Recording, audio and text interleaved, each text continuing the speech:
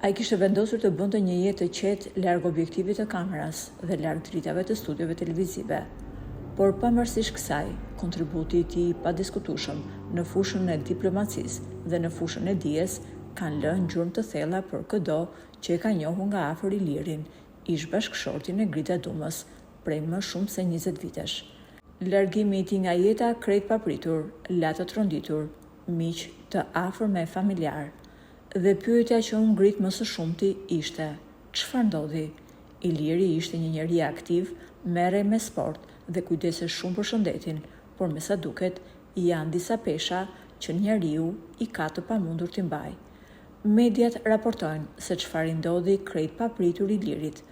Ai kishte humbur maman dhe disa orë pas varrimit të saj nuk u ndje mirë nga shëndeti.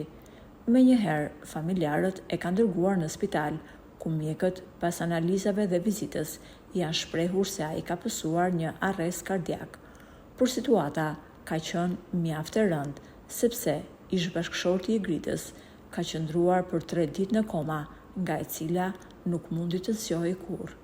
3 ditë pas mamas, humb jetën edhe i biri, diplomati Ilir Shqina. Kjo është një goditje e rëndë për familjen, të cilët nuk mund ta besojnë këtë hataj që i ndodhi.